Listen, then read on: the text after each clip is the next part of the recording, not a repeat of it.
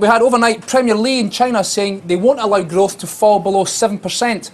Not only is defying the laws of gravity quite tricky, but to do it in 5 months is especially tricky.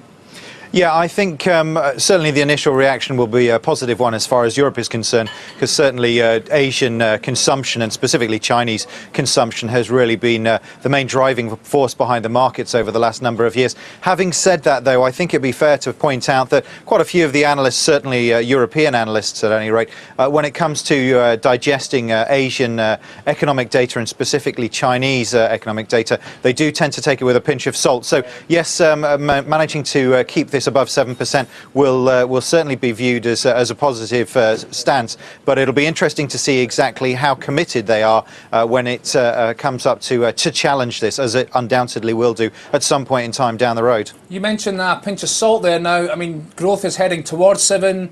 Chinese officials themselves have admitted it may go below 7. How are they going to turn it around in 5 months, and would you guys in the market believe that?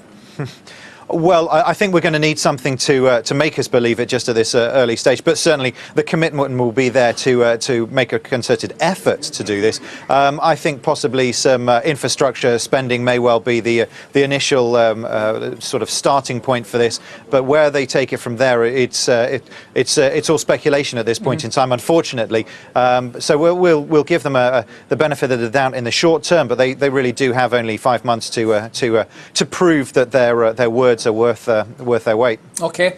Europe opening about almost half of 1% higher. We're in earnings season, of course, full swing earnings seasons, but the earnings haven't been particularly great. They've been not bad, but is there enough in those earnings to drive Europe higher still? I think there's enough there to keep the momentum that we've got going for the time being. It'll be interesting to see when some of these major indices come up and retest levels, as it were. I think we've still got a half eye on the US markets and the reporting season that's going on there. That still is, I think, arguably just as important, if not more so, than the European story.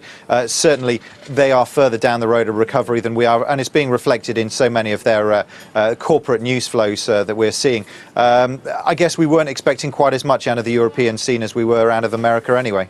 Okay. I want to finish up talking about Turkey. Now, I know you don't follow Turkey per se, but the central bank meets today. It's under huge pressure to increase rates to try and defend its currency, and it's not the only emerging market that's having to do that. In general terms, are emerging markets and the problems they face, are they still a driver? Are they still a concern for developed markets? Well, when it comes to Turkey, obviously they've been knocking on the door of the Eurozone for some time and have been keen to be fully integrated, really. They do find themselves straddling the Asian and European zones anyway, a little bit of an odd beast in that regard. When it comes to their interest rates, yes, there's undoubtedly a lot of pressure. They have their own independent currency, and interest rates historically have always been one of the main tools that the centralized banks can utilize to help balance their currencies out. I do think there has been a little bit of a currency war going on, although not quite as aggressive as we thought it might be. Certainly the likes of the Japanese Prime Minister Abe, the fact that he now has the upper and lower houses over there gives him a little bit more control. It'll be interesting to see what effect that has on the currency markets in the weeks and months ahead.